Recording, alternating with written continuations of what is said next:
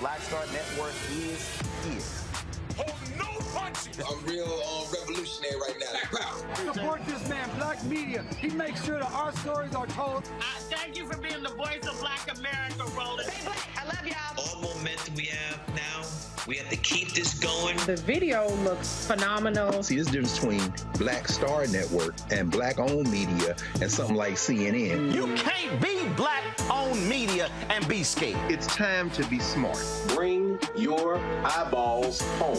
You dig?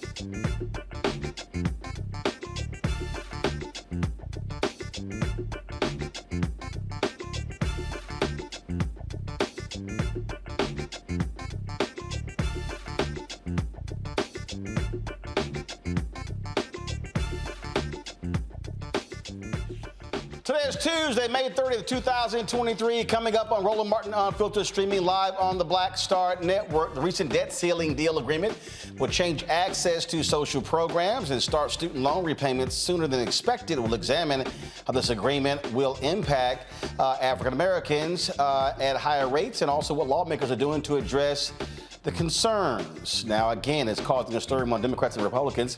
GOP members say they're not happy. Some Democrats, progressives, say they're not happy as well.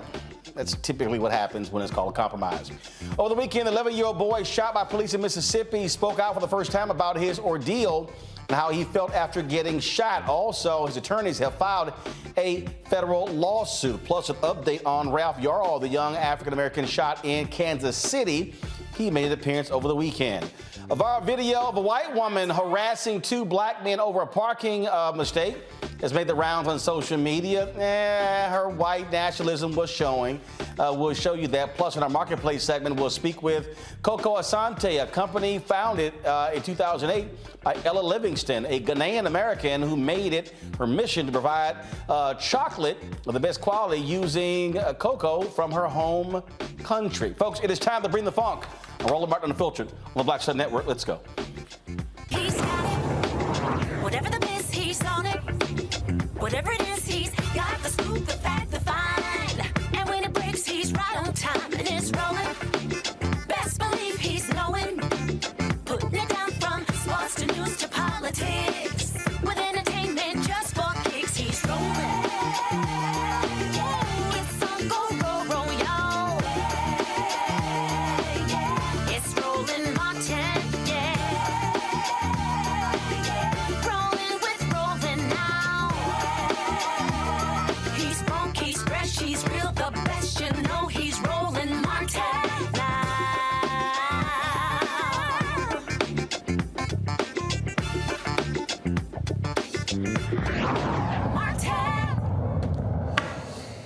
All right, folks, there's an agreement with the debt ceiling battle between President Joe Biden and House Republicans. Of course, Speaker Kevin McCarthy.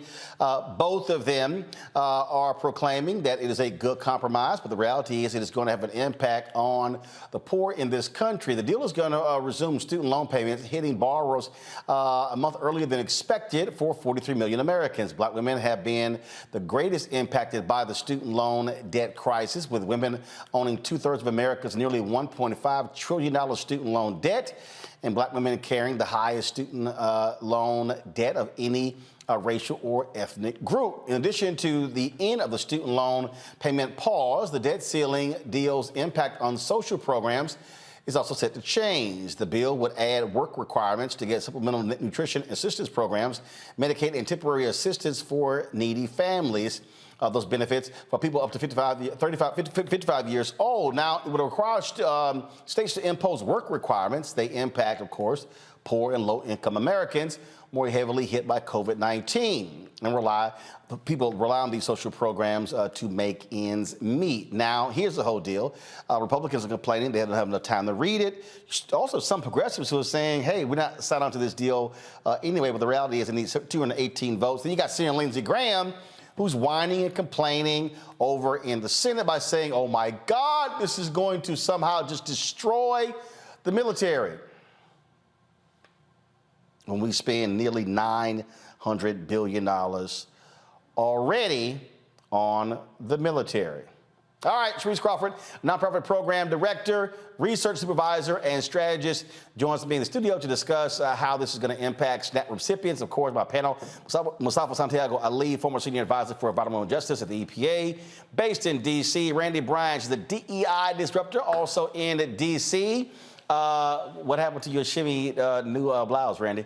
Yeah, I was cracking on you last week. Oh, you dressed like a Link today. Okay. Gotcha. Or an AKA, gotcha. All right, Joe Richardson, civil rights attorney out of Los Angeles. All right, glad to have everybody here. All right, Ms. Crawford, let's talk about this whole deal. All right, so what's the deal here? I mean, look, Biden is saying it could be worse. Republicans are saying we didn't get everything that we want. That's typically what happens. We have a compromise. Yeah, I think the center of all of this has to focus on the American people. And I think that that's where we have to draw the line. The U.S. Department of Agriculture just published their report 5 days ago, stating that the food increase is going to be at 6.5%, up to 7.5%. this year. So if the USDA is telling us that people are going to be hit harder than ever before with the cost of food and the cost of living, then we need to be listening. Well, it goes to show you that I always talk about all the time how Republicans are not necessarily pro-life. When you want to sit here and cut food benefits, I mean, my goodness, that's kind of basic. Well, they need to follow suit. The District of Columbia, congratulations to us. We just published a unanimous resolution that's going to increase the Supplemental Nutrition Act by September 2023. So thank you so much. Councilman Jennings Lewis George was champion for that, along with many of us who have been proponents of making sure that neighbors can have basic human rights like food. Mustafa, we talk about this again, this agreement. I mean, look, the whole deal is just real simple. It's that they've been going back and forth. You've got McCarthy, he cannot depend upon his caucus. You've got the Freedom Caucus already yelling and complaining, and they say, hey, it is worth us defaulting on our debt in order to have these spending cuts. But they were kind of quiet when Donald Trump jacked up massive spending and had tax cuts for the rich. Yeah, I think it was 3 times with Donald Trump allowed ceiling to increase. But we find right here where they're so struggle to be able to get the vote. Actually, Mustafa, hold tight 1 second because I'm hearing every other word from you. So let's figure out his audio. I'll go to you on this point, Randy. And look, when you have these negotiations, they always happen. But again, it's amazing how all of a sudden the so-called fiscal conservatives have decided to get real fiscal conservative when they had no problem cutting lots of, first of all, cutting taxes to benefit the rich when Donald Trump was in the White House. Right, that's who they serve. I think they make it very clear that they are there to serve the people that are them, that are wealthy, that are white, and mostly male.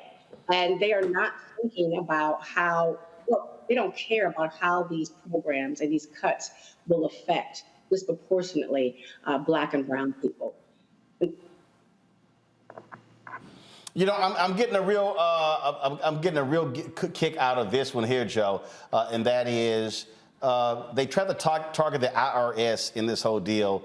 $80 billion, of course, was awarded to the IRS to hire more agents. Okay, now I'm confused. Okay, they were going to hire more agents over the next 10 years to go after the folks who are cheating, who is largely the rich. And isn't the job of the IRS to bring back more money? So if you have a fiscal problem, don't you think it's a good thing to get more money? But to Randy's point, those are largely rich white folks, and they don't want the IRS going after them. It's law and order as long as we're good with it, as long as it's fun to us, and as long as it's not focused towards our friends. Yes, it's common sense that they would get more money if there were more IRS agents collecting things that were out there. But regular folk are already getting hit by the government. We're not cheating that way. When you're talking about hundreds of thousands to millions and more, the potential to collect that would seem to be something that you'd want to do. So, but instead, of course, they want to get rid of FBI, they want to get rid of IRS, they want to get rid of everyone that has the potential to bear down on their friends. And so you've got this very little bit of discretionary money that you can touch. Most of the things that are in the budget can't be touched at all. And of course, we can talk about some other time how this is a whole nother discussion that should not be this hostage-taking situation. And so now you just want to cut on the regular people. And so here's where you are. I think we got you back. Mustafa, go ahead and finish making your point. Mustafa? Yeah, I mean, we just got a lot of work that we got to do. We got to continue to keep a spotlight on this. We know that we got 35 million people who go to bed hungry every day. When you have these types of actions, you are continuing to impact vulnerable communities. They put the Mountain Valley Pipeline also as a part of this debt ceiling negotiation and agreement. And we know that that's going to run through lower wealth white community, Black and brown and indigenous communities. It's going to continue to drive the climate crisis. And then, of course, on the student loan side of the equation, we know that we carry a disproportionate burden for our education. So they continue to weaken and deconstruct the things that are necessary to help us to just be able to get to a baseline. I hope that folks find ways to address these additional impacts that they're now going to bring into our communities. Yeah.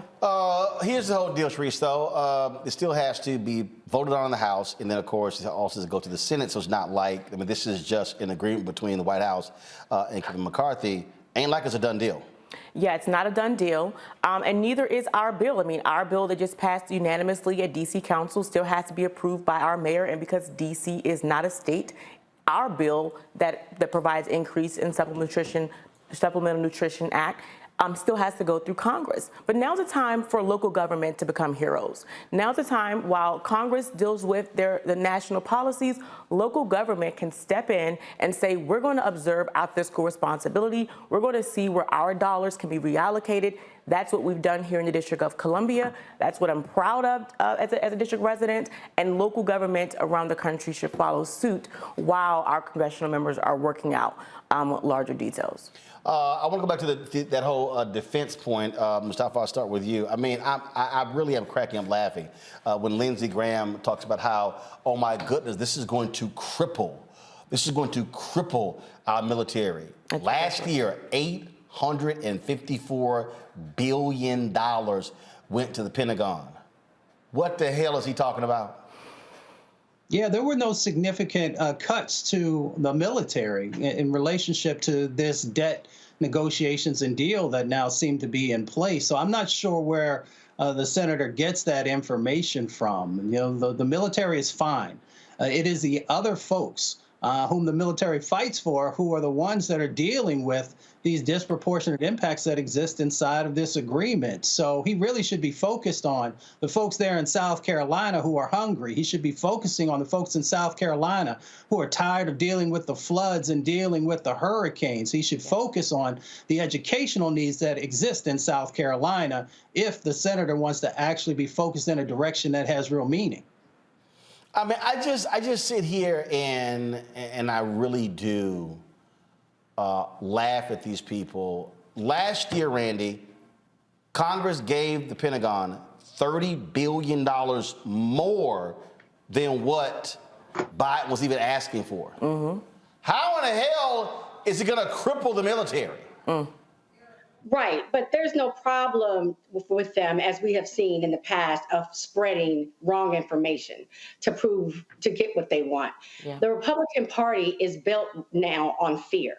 How do we scare Americans into making decisions that keep us in power? And so if you pull out there that all of a sudden the United States of America is vulnerable and we have nothing to protect us and we need to be fearful of the rest of the world, people will make bad decisions and not even think about who's going hungry at night, not think about how will people who have already been disenfranchised now have to take on these student loan debts again, that the only reason that they had to get them, and the only reason that we Black people have to get them at a higher rate is because of white supremacy, because we started out being property. I mean, they don't care about that.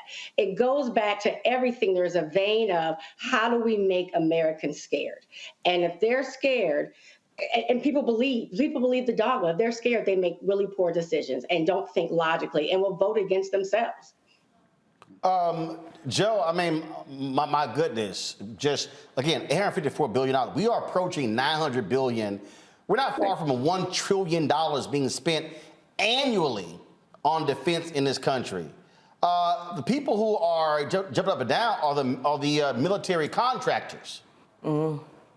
Right, for sure. And some of us have folks in our families, et cetera, that have been overseas and worked. And you know, the folks at the top have quite, you can go back to Halliburton and Dick Cheney and everything else.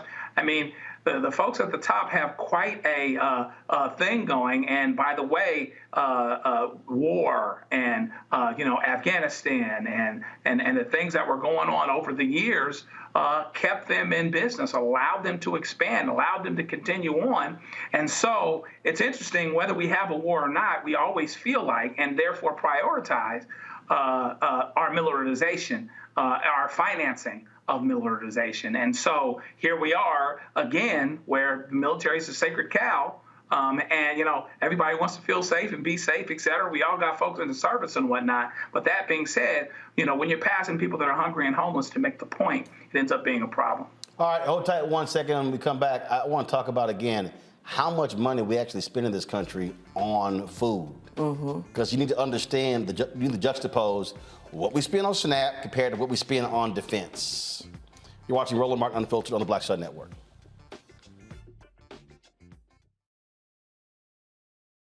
Hatred on the streets, a horrific scene, a white nationalist rally that descended into deadly violence. White people are losing their damn minds. As an angry pro-Trump mob storms the U.S. Capitol, we've seen We're about to see the rise of what I call white minority resistance. We have seen white folks in this country who simply cannot tolerate black folks voting. I think what we're seeing is the inevitable result of violent denial. This is part of American history. Every time that people of color have made progress, whether real or symbolic, there has been what Carol Anderson at Emory University calls white rage as a backlash. This is the rise of the Proud Boys and the Boogaloo Boys. America, there's going to be more of this. Here's all the Proud Boys, guys. This country is getting increasingly racist in its behaviors and its attitudes because of the fear of white people. The fear that they're taking our jobs, they're taking our resources, they're taking our women. This is white fear.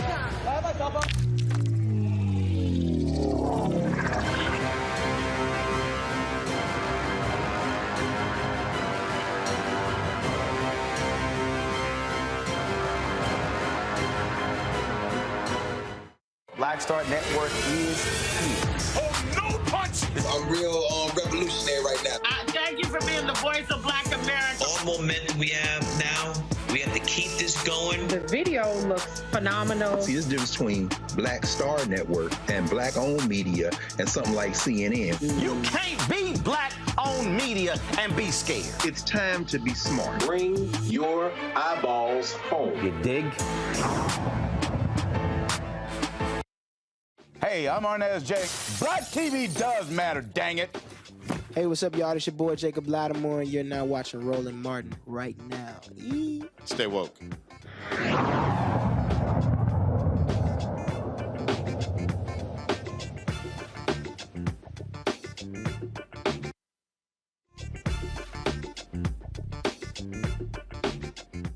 All right, folks, welcome back. Roland Martin Unfiltered on the Black Star Network. We're talking about the debt ceiling. This agreement, of course, is going to lead to a variety of cuts, things along those lines.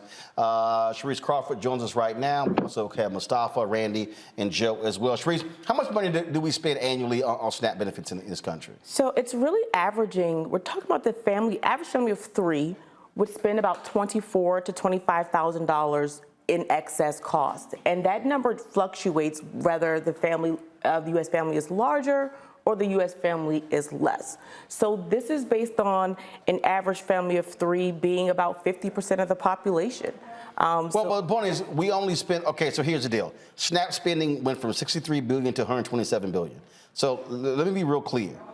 So we spent $854 billion last year on the Pentagon. Yeah. And they're complaining, but they want to cut SNAP benefits. We spent $127 billion. There's no comparing the two. How do you compare food safety versus national and foreign safety? You just can't. I mean, this right here, Mustafa, is the problem that I have because it speaks to priorities. And again, it's a little hard to say. First of all, how can you have, and I'm going back to, remember, when we put in place food standards in schools, because that was called a national security risk because we had, frankly, malnourished Americans. And so all these people are complaining about, defense being cut. Well, guess what? They also are seeing record lows number of people who are actually even going into the military. Y'all might be more concerned about who the hell's not signing up than throwing more billions at defense. Yeah, and it's a deeper conversation on the military. I handled those issues when I actually worked up on Capitol Hill there for a couple of years. So we got to actually take a look at what's really going on here. The folks whom are the ones who are hungry in our country are lower wealth white communities, and black and brown communities, and people have often seen our communities as sacrificable. And we see that playing out once again in the prioritization of where the cuts are happening across our country. So, you know, we have to change that dynamic because we impact education, we impact people's ability to be able to work, we impact a number of things when people can't have, you know, clean and healthy food to actually put into their bodies.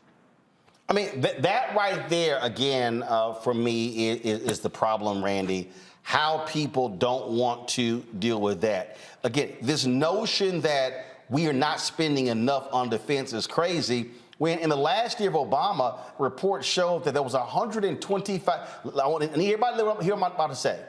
In the last year of Obama, a report was released showing that the Pentagon had $125 billion in waste. 125 billion, okay? The budget now is $854 billion. If you actually look at what they deem to be waste in SNAP programs, it's about 4%. That's a lot higher waste in the military than it is when it comes to food. But you're talking facts. Facts. And these people don't deal in facts. They deal in propaganda. There's no way they could look at those numbers and truly believe that there's a shortage or be worried about what we're spending in defense. But there's a lot of people that get very wealthy, as someone mentioned earlier, like Halliburton, off of these defense contracts. Also, that's some people love for us to show patriotism through war. And we see it as our country is and as we try to invest in Department of Defense. But even these people walking around with these guns and things, it's seen as the American way. And she's absolutely right. My research is focusing specifically on behavior patterns that deal with food insecurity, behavior patterns that deal with malnourished people. And research is showing that much of the gun violence and the violence we are seeing is directly related to unhealthy and poor health people. So we need to look at our domestic violence as a part of that and allocate resources from the domestic budget for defense to food safety. Joe? Final comment, Joe. Yeah, you know, the problem is it's not politically expedient and politically advantageous to tell the truth and say, here's where our problem is. Let's take care of each other, make sure we're eating, we'll act better, we'll do better, we'll hurt each other less, and we'll be better off for it. But that's not popular to say. Do you expect folks who advocate for the poor to be quite vocal as this thing makes its way through? First of all, it's a 99-page agreement. They got 4 days to read it, and which is a lot fewer pages than that 500-page tax cut Trump imposed. So do you expect the advocates for the poor to try to make changes to this agreement? Absolutely. I mean, not advocates for the poor, advocates for human rights, advocates for human decency are already stepping up because they're showing what the deal is in our local budgets. So they're going to keep applying pressure. They're going to get the pressure from their local voters who actually put them in the seats and not the folks that they're negotiating deals with on the Hill. So absolutely. We're asking everyone needs to step up to make sure that there's equity in food access. All right. We certainly appreciate it, Sharice. Thanks a lot, folks. Going to a break. We come back more on Roland Martin Unfiltered right here on the Black Star Network. Don't forget, if you're on YouTube, hit the like button. Also, download the Black Star Network app, Apple phone, Android phone, Apple TV, Android TV, Roku, Amazon Fire TV, Xbox One, Samsung Smart TV. Also, support us in what we do. Your contribution makes it possible for us to travel this country. So please join our Bring the Funk fan club. Send check-in money orders to P.O. Box 57196, Washington, D.C. 20037-0196. Cash App, $RM Unfiltered, PayPal, R Martin Unfiltered, Venmo is RM Unfiltered, Zelle, Roland at RolandSMartin.com, Roland at RolandMartinUnfiltered.com, and of course, you can get a copy of my book, White Fear: How the Browning of America is Making White Folks Lose Their Minds, available at bookstores nationwide, Ben Bella Books, Amazon, Barnes & Noble, Target. You can download your copy on Audible. And don't forget, you want to watch our 24-hour streaming channel, simply go to Amazon Fire, click Amazon News, and you can check us out 24/7 right here. I'll be right back. That was a pivotal time. And I remember Kevin Hart telling me that. He's like, man, what you doing, man? You got to stay on stage. And I was like, yeah, well, you know, I'm young, thinking, like, I'm good. And he was absolutely right. What show was the other time? This was one-on-one. Got it. During that time. So you're doing one-on-one, going great. Yeah. You making money. You like. I'm like, I don't need to leave. I don't need to leave from Wednesday, Thursday to Sunday. I didn't want to do that. It was just like I'm gonna stay here. Or I didn't want to finish work Friday, fly out, go do a gig Saturday, Sunday. I was like, I don't have to do that. And I lost a little bit of that hunger that I had in New York. I would hit all the clubs, run around. Sometimes me and Chappelle or me and this one or that one, we go to the Comedy Cellar at 1 in the morning. And that was our life. We loved it. You do 2 shows in Manhattan, go to Brooklyn, leave Brooklyn, go to Queens, go to Jersey. And I got complacent. I was like, I got this money, I'm good. I don't need to go chase that, because that money wasn't at the same level that I was making, but what I was missing was that training. Yes. Was that. And it wasn't the money. It was the money. It was that's what I needed.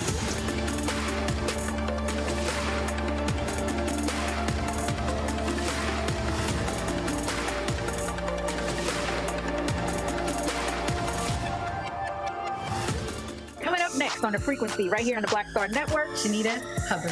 We're talking about the ride or die chick. We're breaking it down. The stereotype of the strong Black woman. Some of us are operating with it as if it's a badge of honor. Like you even hear Black women like aspiring to be this ride or die chick, aspiring to be this strong Black woman trope at their own expense. Next on the frequency right here on the Black Star Network.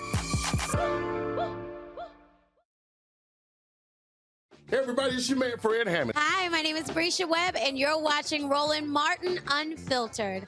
Well, I like a nice filter usually, but we can be unfiltered.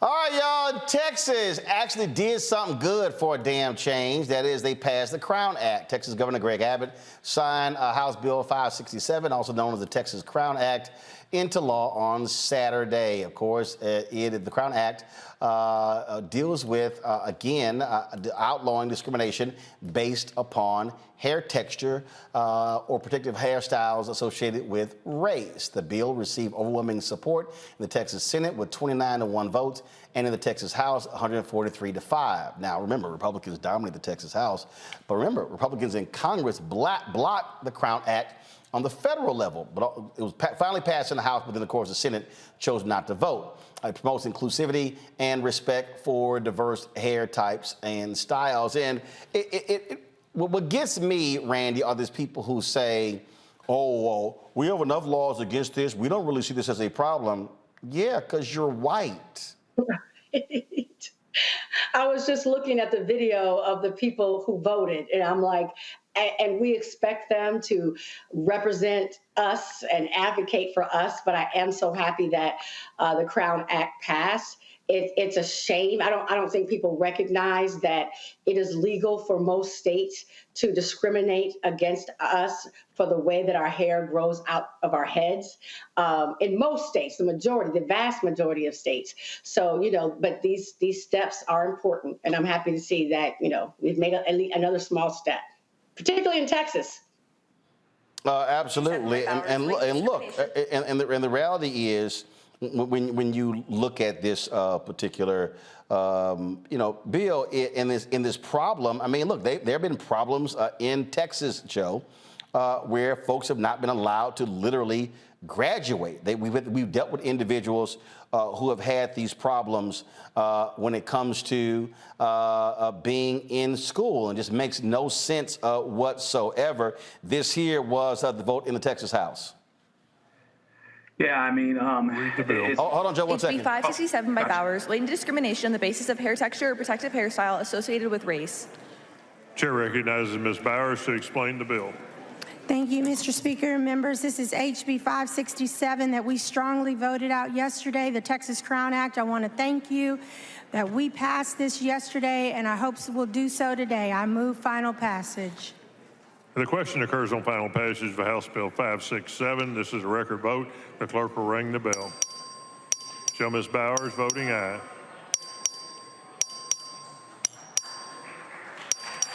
Have all members voted?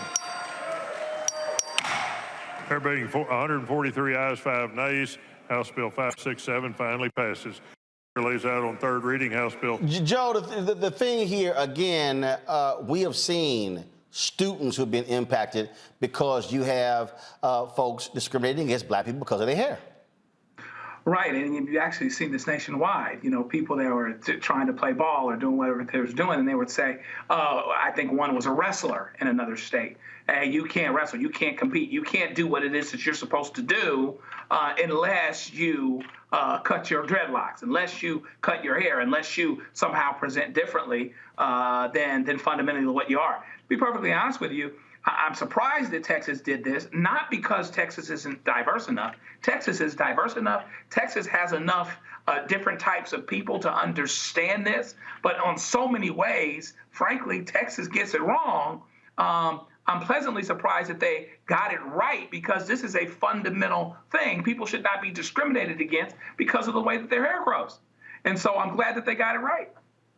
Mustafa, it was our alpha brother Boris Miles who actually carried this forth in the Senate. Here's him speaking on the Texas floor. Suspended Senate rule over order business to take up and consider House Bill 567 by Retta Andrews, known as the Crown Act. Members, House Bill 567 prohibits hair-based discrimination, which is a denial of employment, education, and housing opportunities because of hair texture or protective styles, including braids, locks, and twists. Members, I want you to know that this is a good bipartisan bill that passed out of this chamber in the 87th legislative session. It has to do with discrimination of things. Discrimination like this is nothing new, with 80% of black women stating that they have had to change their hair to fit their work setting. This leads black women to use hair straightening products, which, according to new studies, can increase the chances of developing uterine cancer. The bill will prevent Texas from being denied employment or housing simply because they choose to wear their hair in a natural protective style. This bill will not interfere with OSHA regulations on job sites or safety or hygiene. It does not create a new protective class, and it does not harm our business community. HB 567 will prevent discrimination. Members, Mr. President, I move suspension. The chair lays out third reading final passage. House Bill 567. Secretary, read the caption. House Bill 567 relating to discrimination on the basis of hair texture or protective hairstyle associated with race. You are recognized on final.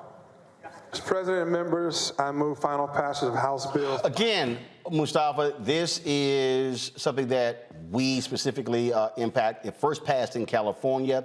They try to get it on the federal level, so the folks who support this, they've been going state by state by state, but there really should be a federal bill.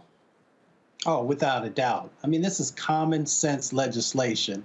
So it's good to see, first, our brother pushing this, but secondly, that the Texas legislature finally has moved forward in a positive direction on something that impacts our communities, and let's also be clear, other communities as well. So hopefully the feds will finally get it right and do this also, because as has been shared, this discrimination has been happening for a long time. I've worn my hair in the style that folks see for decades now, so I know some of the conversations and some of the impacts that can happen in that space. But it really is a message for young people that they can truly be who they are. And we can finally start to also make sure we're addressing some of these black maternal health issues that are also connected to hairstyles and straightening and other things that our dear brother just shared. So it's the right act at this time, and hopefully it'll happen on the federal level. All right, folks, I got to go to a break. We come back. Some breaking news. Remember that New Jersey councilwoman, the sister who was gunned down outside of her home? Well, authorities announced an arrest about an hour ago. We'll tell you exactly what happened in that particular case. You're watching Roland Martin Unfiltered right here on the Black Star Network. When you talk about blackness and what happens in black culture, we're about covering these things that matter to us, speaking to our issues and concerns. This is a genuine people-powered movement. There's a lot of stuff that we're not getting. You get it, and you spread the word. We wish to plead our own cause.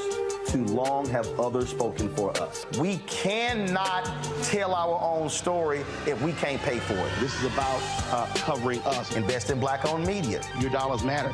We don't have to keep asking them to cover our stuff. So please support us in what we do, folks.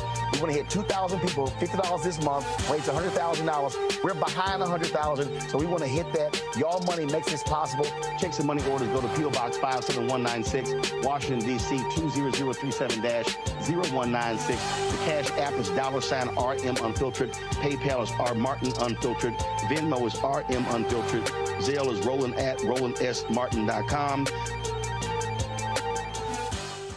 On a next, A Balanced Life with me, Dr. Jackie, the necessity of believing in things you can't see. It's called faith. It comes in all shapes and sizes, and it's powerful. And it's a big part of being able to live a balanced life. The valley I experienced being a cancer survivor was one where my footing was completely unstable. I had no idea what to do. And in that instance of not knowing what to do, I had to rely on faith. That's all next on A Balanced Life, only on Black Star Network. Hi, I'm Vivian Green. Hi, this is Essence Atkins. Hey everybody, this is your man Fred Hammond, and you're watching Roland Martin, my man, Unfiltered.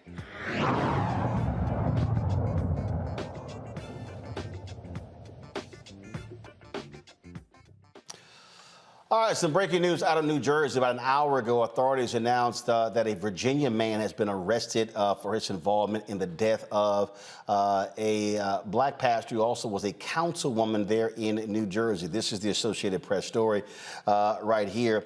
Of course, Eunice Duamfor was shot and killed in her SUV outside of her home in February. Rashid Ali Bynum, who's 28 years old, of Portsmouth, Virginia, he was actually arrested in the death of the 30-year-old woman. Authorities traced his travels from his cell phone and vehicle location. Apparently, they knew each other from the particular church there. His phone number was actually in her phone as well. They were part of this Prosperity Gospel Church Champions Rural Assembly, as well as the related church, the Fire Congress Fellowship, which has a branch in Virginia. No word on exactly why this actually took place. But again, they don't know, as you say here, beyond that, he did not know the nature of their relationship, and the prosecutor declined to discuss a possible motive. And so it is an arrest in that particular case. You might remember she was a Republican councilwoman there in New Jersey. And again, people were shocked and stunned at her death when she was actually gunned down. Her 11-year-old daughter heard the gunshots as she was pulling up to the home. And again, this 28-year-old man out of Virginia, he has been arrested in connection with her death. Certainly a sad story there. Folks, let's talk about Mississippi, where we had the attorney on the other day, the 11-year-old young kid who was shot by a cop in Mississippi. Well, today, Carlos Moore actually went to federal court and filed a lawsuit on behalf of the family in that particular case. And the 11-year-old gave an exclusive interview to ABC News. And then when Greg shot me, I did this to my chest.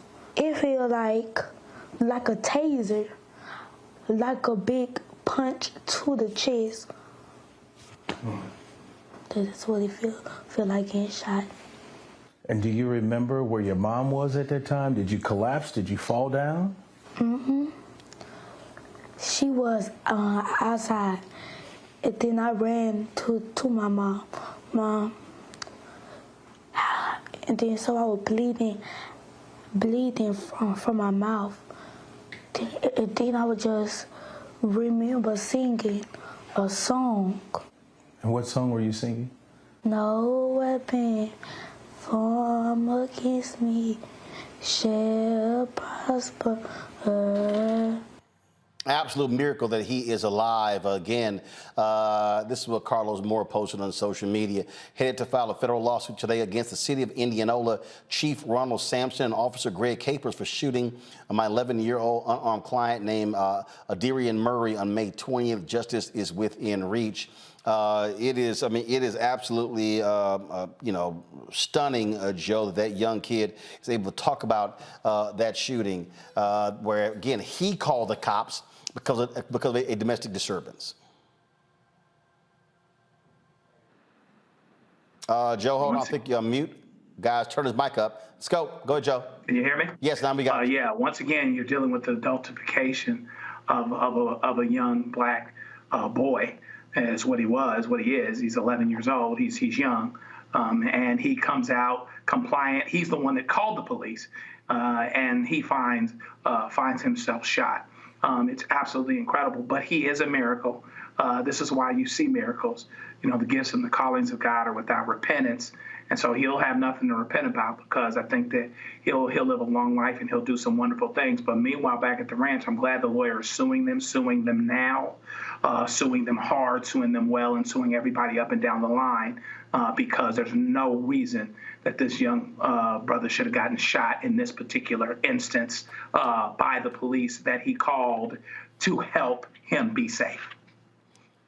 This is what I keep saying to folks that we have to deal with, Mustafa, and unfortunately, look, we got to be as aggressive in going after these police departments and going after these officers personally than anyone else to get change. Yeah, well, my grandmother says when you know better, do better. Many of these police departments, some of these police officers continue to not do the right thing, so they have to be held accountable just like each and every one of us would be. And, you continue to break trust. And when you break trust, that means people are not going to pick up the phone when they actually need you. People are not going to, rely on you to keep them safe. And we continue this spiral. We just got to change this dynamic. I'm so glad that young man was able to survive. Because the mental impacts of being shot are going to follow him throughout his life. So I hope that folks will make sure that the resources and the tools that he's going to need and the therapy he's going to need continue to be in place. Randy? Who do our children have to call? I mean, you think about, you raise your children and say, if there's an issue, you can call 911, or if you see a police officer, ask for help. But he did that. The 11-year-old child did that and was shot for no reason. And guess what? The police officer who shot him is on paid leave. He is on paid leave. So it's infuriating. It's infuriating. It is. Now, speaking of infuriating, have y'all seen this video? It was a black woman on an airplane, and she was sitting next to this guy, and he decided to, let's just say, tweet a few things. Text a few things. And what he didn't realize was that she could see what he was typing. Now, what then happens is, about 4 hours go by, and she was like, you know what? I really need to say something to this fool. And she did. And of course, what she had to say went viral when she decided to jam homeboy up. Let me see, I want to pull up this video because, man, talk about it got real uncomfortable on the it got real uncomfortable on the plane. But see, here's the thing for me whenever I see this. Okay, so she busts the guy, and then you hear him saying, "Ooh, I'm sorry," and she wanted to let him know that, yeah, I see what you're doing here. I see what's going on. And again, you know, she confronted him, and I was with 100% because I'm telling you right now, if that had happened to me on the airplane, yeah, it would have got jumped on. I'm gonna pull the video up in a second, but I don't understand these folk, again, who love to show their racism. And he made it, the comment that he made, Mustafa, was having to sit between a big black woman and these gay people on the plane, and actually said they should raise the prices. You know, people's foolishness has no bounds, if you will. And that's why you got to put people on blast, put a spotlight on racism and racist individuals so that the world can see exactly who they are. And so that the repercussions that also come from your foolishness, from your bigotry, is also out there. And in many instances, folks lose their jobs, they lose the respect of folks around them, and rightly so. This is the actual, let's see here. We'll make sure this is the right video here. Y'all, check this out.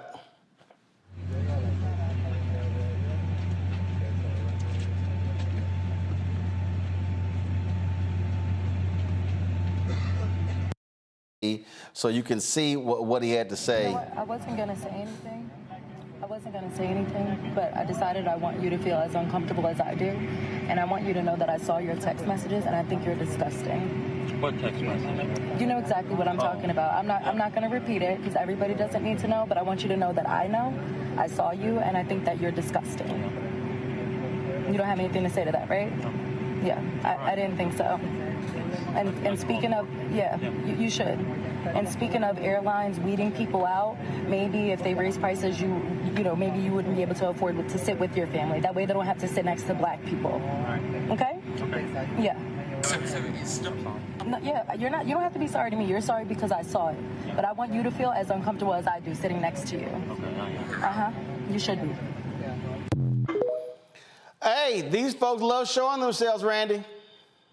And I love that the sister woman called him out. I tell people, make racism costly, either to their egos or to their pocket, but don't let them be comfortable with showing out. Joe, I would assume you agree. Oh, yeah, no doubt about it. And she did it real classy-like. Didn't call the stewardess, didn't call anybody else, didn't call the air police, as it were. Just let it know. Listen, I see you and I hear you, and you ain't nothing, and it's not a secret. And so I like that. She did it real good. Mic drop.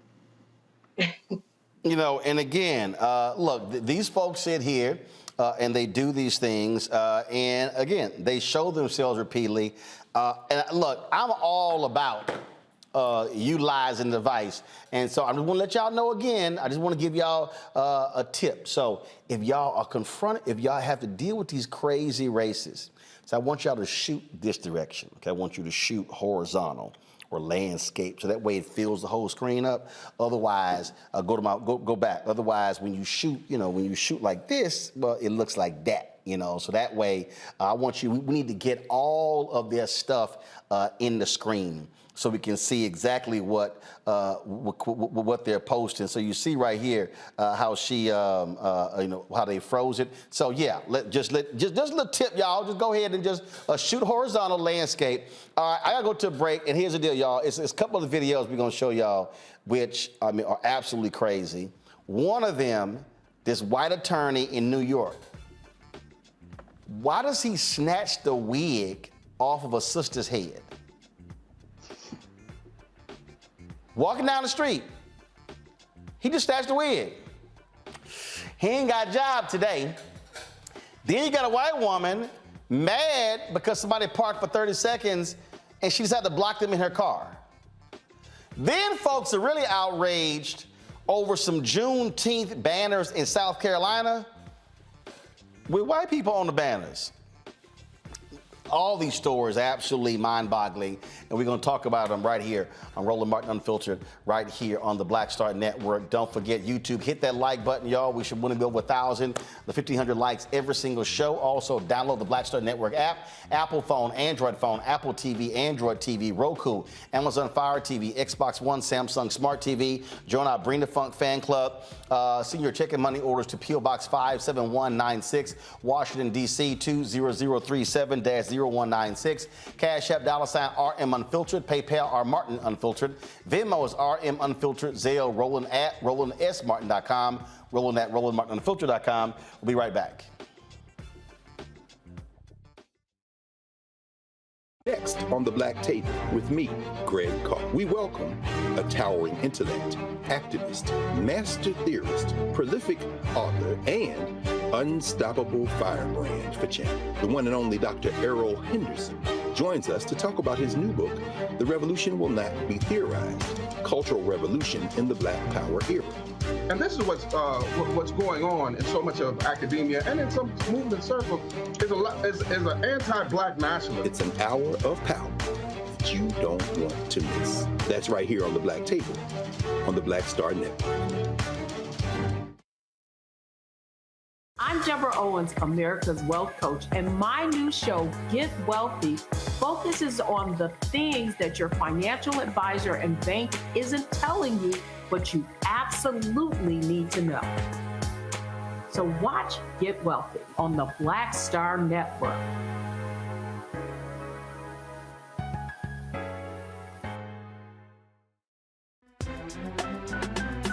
I'm Faraji Muhammad, live from LA.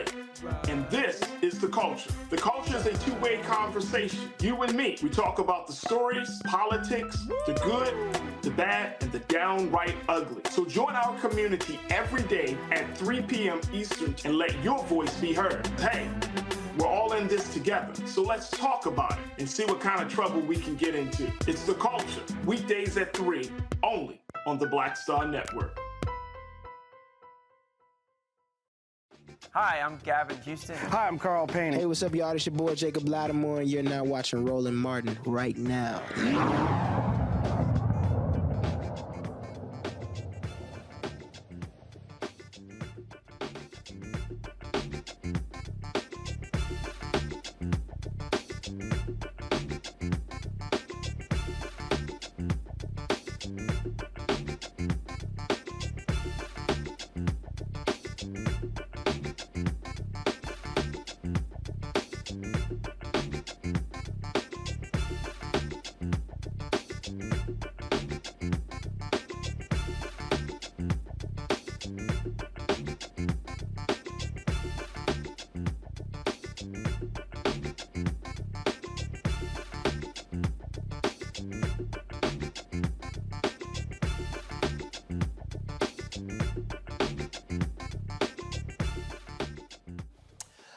I keep telling y'all there are some absolutely crazy and demented people in this country who just do stupid stuff, but you have to let stupid people do stupid stuff so when they lose their job, Black people can apply for the job. So there's this singer in Brooklyn named Lizzie Ashley.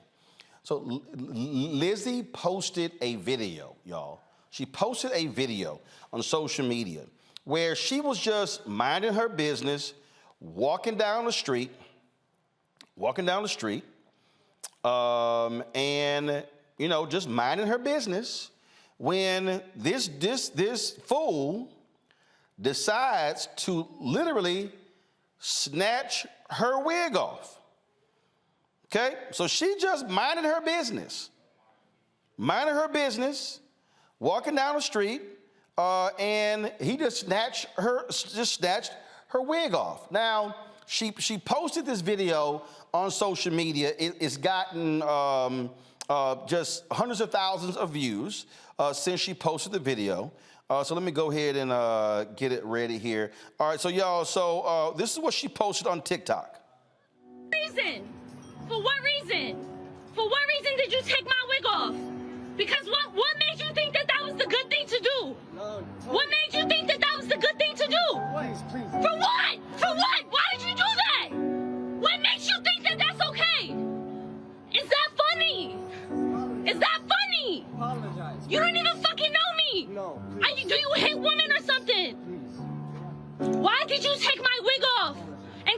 looking. Hello, Anthony Ulrich of New York City. All right, so she put it out on social media, and look, people were like, yo, we found this dude. And so she actually it was quite interesting. She goes, damn, y'all good. She goes, it didn't take y'all long at all to find this guy. Watch this. Why did you take? Cause you had a bad day. You're taking one down. You sing a sad song just to turn it around. You said you don't know. Tell me don't lie. You were gonna smile. Did not take long for little Anthony to be found. And so what ended up happening was they found out that he's an associate lawyer in New York City, or I take that back. He was an associate lawyer in New York City because after folks found his employer and then they found it on social media, this what was posted here. We have been made aware of a video of a non-work related incident involving one of our associates circulating on social media. We take seriously any inappropriate behavior by any employee, whether inside or outside the workplace. This associate is no longer with the firm. All right, F around and find out, Joe. You know, this cat just wasn't thinking, you know, at the end of the day. And on top of everything, as a lawyer, he's supposed to act a certain way. You're an officer of the court. You know, it's okay to take a load off and to relax, but you should not fall into moral turpitude. You should not fall below a certain level. And if not for your own enlightened self-interest, don't do anything that'll get you in trouble legally or morally, because people will bang on you. I was just saying last week on a thing we do call the legal moment, do not do anything. You know, let's have a discussion about what you should post on social media, what can get you fired or whatever else. Anything you would have to explain later, don't do it. Hello? But in any event, my dad used to say, a hard head makes a soft behind. I didn't know what he was talking about, but I do now. And I imagine that our former associate knows as well. You know, obviously, this sister was greatly bothered by what took place, Randy, obviously. And there were several different posts that she made on her TikTok channel talking about what took place. And again, it was when, you know, when the post continued and all of a sudden other people begin to see it. They begin to pick up on it, and then it began to pick up steam. And again, this is just a sister who was minding her own business. This right here is the first post that she made after that video. I'm safe. But look at this. If you pull the wig, it looks like it's gonna come off, right? And then it gets stuck because it has combs in it.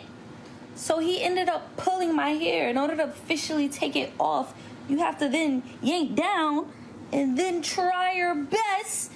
It's still not coming off. He dead pulled my whole wig off. Like, I just got home. I'm safe. But now, look at this. You tell in the video, homeboy is inebriated. But again, this idea that you can just walk around and just grab a black woman's hair and like, yeah, we all good.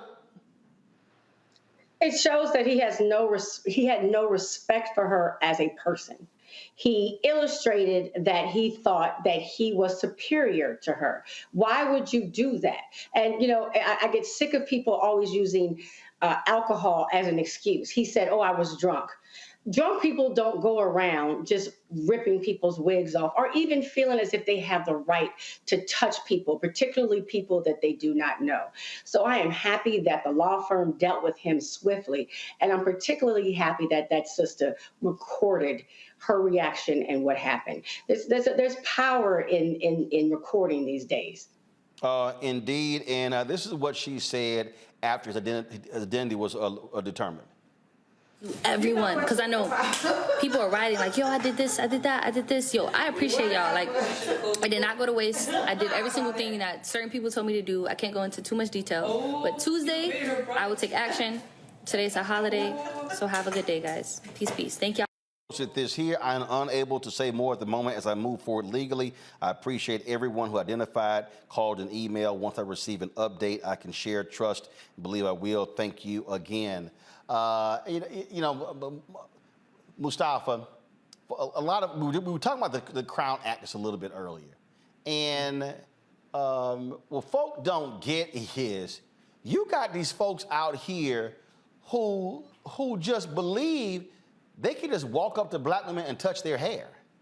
And like this, I'm fascinated by it. I can give you numerous examples of folks who have had to deal with that over and over and over again because you got these folks who just are stuck on stupid and think that they can just. In fact, Rachel Ponder, I'm gonna find this here. She posted something on TikTok. Same thing, where this guy wanted to just pat her head. And she was like, do you think just pat me like I'm some damn pet? Well, there's a long history in our country of white folks being fascinated with black people's hair and having all this mythology around our hair, wanting to rub our scalps for luck. And a number of other things. And that goes back to that whole privilege thing of thinking that you have the right to be able to do whatever comes into your mind in relationship to African-American people. And this is just another example of power and privilege. And this individual believing that there would be no ramifications for his actions, and he was incorrect. Albert Einstein said there are two things that are infinite, the universe and human stupidity. And he said, I'm not too sure about the universe. And this individual just showed that human stupidity is rampant, unfortunately, for some folks. All right, folks. So I was talking about Rachel Ponder, a young woman I know in Atlanta. She posted this on her TikTok page. To pat my hair, and I was just hella confused because I'm like, is this man this dumb? Where he is just culturally unaware of the dynamics that exist between white people and brown people. Like, what the hell? And so I'm going back and forth with him. I'm like, yo, no, I don't let nobody touch my hair. And then he goes, oh, okay, I see how it is. I see his tone changes. I see he sits down. Mind you, he's drunk. He's got a beer in his hand. And then he says this, don't worry, I'm gonna get to touch it anyway soon. It took everything within me now to blow the fuck up. Like, I'm talking like my whole body was just like on fire. On fire. Coming over my spirit. And I was like, no, the hell you won't. And I walked inside. Now, I was shaking. I was angry. I didn't feel like getting up on the mic to sing no more. I'm like, fuck this shit. And it reminded me of this video I saw yesterday. Sir, for what fucking reason? For what reason? For what reason did you take my wig off? Because what made you think that was the good thing to do? What made you think that was the good thing to do? That man has been found. TikTok, Black Twitter did their thing. But to have that happen less than 24 hours, I was a little triggered. Like, the whole thing, it just was upsetting. And it made me also realize, I'm like, yo, does the black friend know he like this? Or the black friends, because one of them had left. But do they know he's like this? And I feel like one of them does, the best friend. I feel like he does because you too comfortable. You're way too comfortable. And it reminded me of the Fresh Prince episode where Carlton is in a locker room and his best friend is saying the N-word all willy-nilly, and Will walks in and basically has to check the fuck out of them. So it's like this. I don't care what y'all do in private, but make sure when you get in public, you check yourself. Have some decorum. Because, baby, you'll get yourself hurt. Yes, y'all. So he asked to pat my hair. They gonna roll up on a wrong black woman who was somebody, and you just want to reach out and touch their braids or their hair, and it's gonna get real fast. Oh, Sorry. Yeah, it is going to get real fast. He's really lucky that somebody didn't jump on him. And by the way, from a legal standpoint, that's assault and battery. It's a harmful and offensive touching.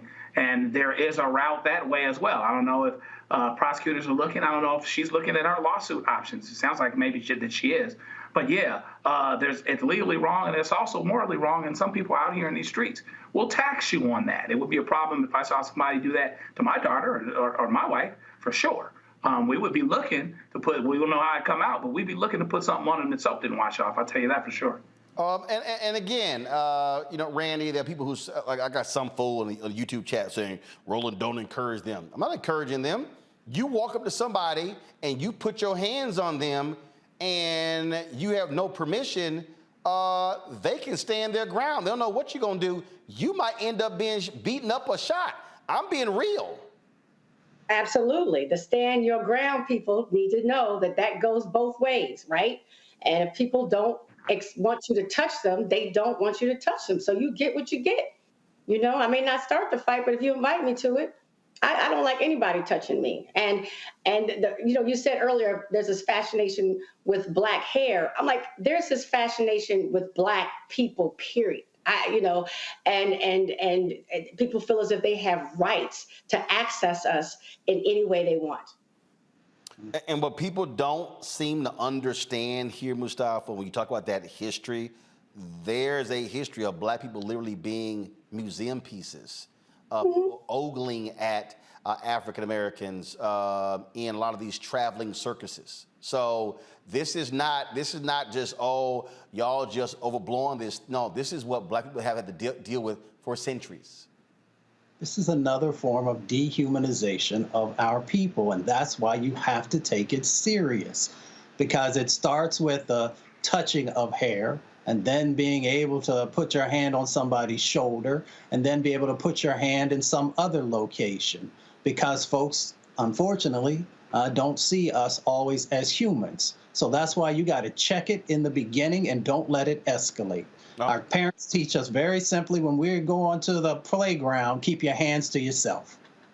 And don't forget what Terry Crews dealt with when he was at that party in L.A. when this white agent grabbed his crotch in the middle of the party. That agent was later fired, but Terry said he did not whoop his ass because he feared being the angry black man. I would have whooped his ass, but I'm just saying. But again, folks just got to understand this is what we have to deal with as African Americans. All right, going to a break. We come back. My goodness, y'all. Okay, I'm a native Texan, and so now that Juneteenth is a federal holiday, I think we're gonna have to explain to some people how we are supposed to act and behave about Juneteenth, especially some clueless ass people in South Carolina. Wait until we break this story down for y'all. That's next, Roland Martin Unfiltered, right here on the Black Star Network.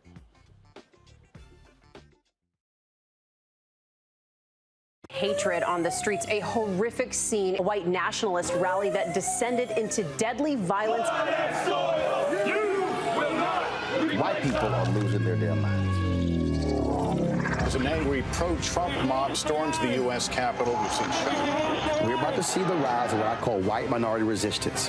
We have seen white folks in this country who simply cannot tolerate black folks voting. I think what we're seeing is the inevitable result of violent denial. This is part of American history. Every time that people of color have made progress, whether real or symbolic, there has been what Carol Anderson at Emory University calls white rage as a backlash. This is the rise of the Proud Boys and the Boogaloo Boys. America, there's going to be more of this. Here's all the Proud Boys, guys. This country is getting increasingly racist in its behaviors and its attitudes because of the fear of white people. The fear that they're taking our jobs, they're taking our resources, they're taking our women. This is white fear.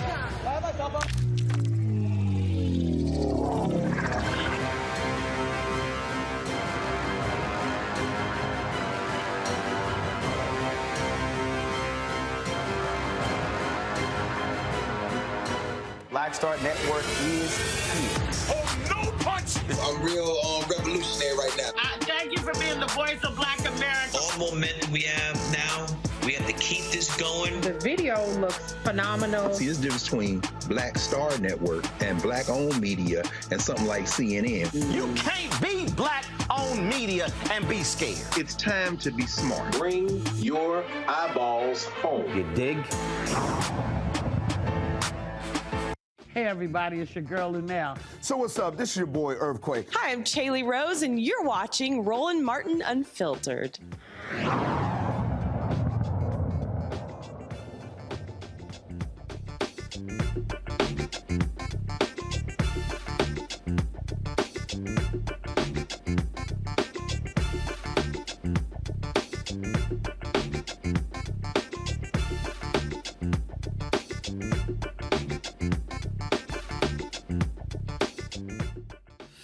All right, folks, so let me just do some explaining here. So Juneteenth was a celebration that started in Texas to mark freedom or the end of slavery in that particular state. Now, it really wasn't the end of slavery until the 13th Amendment was passed later that year, in December, by Congress, the amendment. But, so, it became a state holiday in Texas in 1980. Now, I'm born and raised in Texas, so we've celebrated Juneteenth my entire life, okay? It's about freedom. Freedom, okay? For Black people, okay? It is the only annual holiday or event that actually even acknowledges the reality of slavery in the United States. All right, that's what it is. So things got a little interesting in South Carolina. When in Greenville, this brother decides to have this event, okay? So they erected some banners in South Carolina. Now we're talking about South Carolina, y'all. That was the first state to secede from the Union because they wanted to keep slavery. So out of anybody, they really wanted to keep slavery. So here are the banners that went up in this city right here. So you see these banners, you got a couple smiling white folks, Juneteenth, and it says an upstate, drop the lower third, please. An upstate celebration of freedom, unity, and love. And so you see, now go back to the other one, because I want you to see the website, because the website is, go back to the other, it's Juneteenth, JuneteenthGVL.org, JuneteenthGVL.org. And so obviously that is for Greenville. Well, let's just say that, you know, when those banners got posted, a lot of folks are like, what the hell is this? What the hell is this? Now, so these were the banners, okay? So the organizer apologized for featuring whites and Latinos. So Reuben Hayes, who's the executive director of Juneteenth Greenville, he initially defended the banners, saying they intentionally represented a varied spectrum of races. Now, here's what he said in the Greenville News initially. Juneteenth is about celebrating freedom, celebrating culture through music, food, art. Freedom is worth celebrating. I think we can all agree about that. I've celebrated the, now listen. He said, I've celebrated the 4th of July all my life. It's the most important, it's the most American thing you can do, right? But that Independence Day did not include all Americans, and until all of us were free, were we really free? That's why education about the history of Juneteenth is so important. It represents the complete freeing of America. First of all, he's wrong as hell. He don't even know what he's talking about, okay? Now, he was asked, what do you say to people who don't look like you, people who may be reluctant, who might feel like it's not their holiday to celebrate? Like that it is a black holiday, okay? So he then goes on to say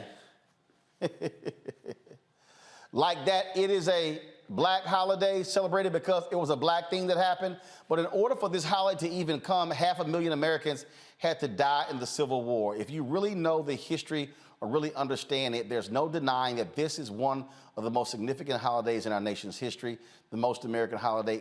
It's just that it happened on the backs of African-American slaves, and some folks just don't want to make that connection or association. But that's just the fact of the matter. It is an American holiday. Okay, Reuben. Lord have mercy. Lord have mercy. Poor Reuben. Well, Reuben got a lot of heat, and a lot of folk had to sit here and jack him up. So he later apologized. After that, those initial comments didn't go over well. So here's his apology. This is from Lil Reuben. We would like to offer an apology to the community for the presence of non-black faces being represented on 2 flags representing Juneteenth. We acknowledge this mistake having been made and will correct the error quickly. This error was an attempt at uniting all of Greenville and thereby a slight oversight on one individual's part that prevented us from fully embracing the rich potential and celebrating the depth of the black culture through the message and meaning of Juneteenth. He did not capitalize black. And for that, we apologize to you, the entire community. The flags in question will be removed as soon as possible. Now, go to my iPad. This is the website. So clearly they went ahead and made some changes to the website. And then, so you see all of these different events they got down here and all the stuff they're doing. And this is what, blah, blah, blah, blah. This is the whole thing. This is their event schedule.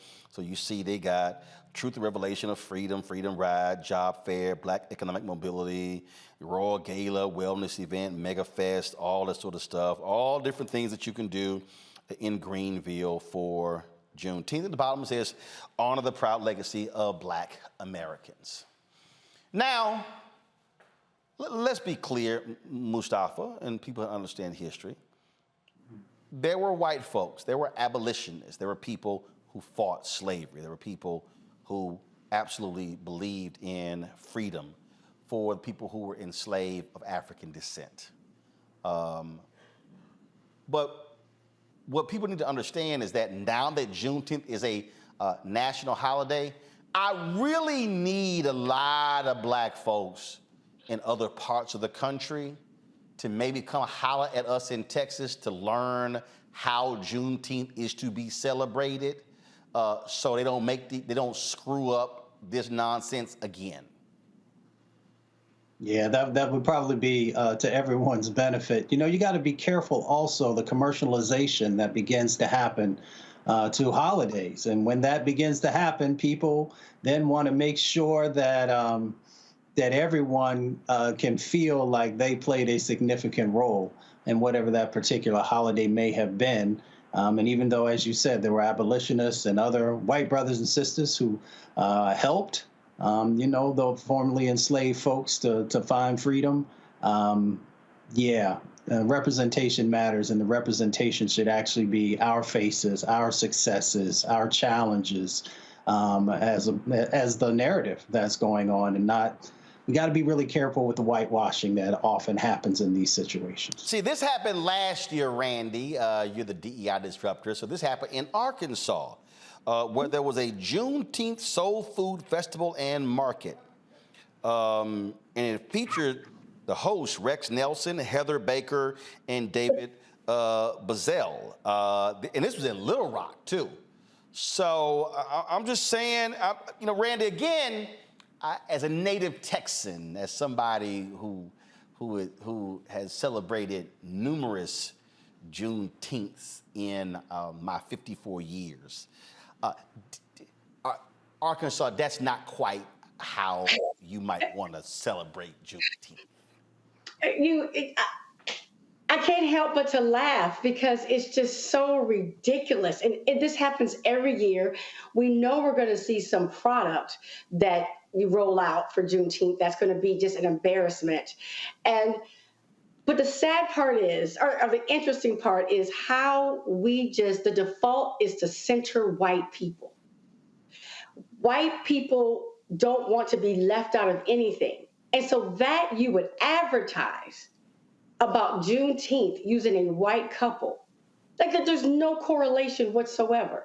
So it just shows our propensity for to lean toward white-centeredness.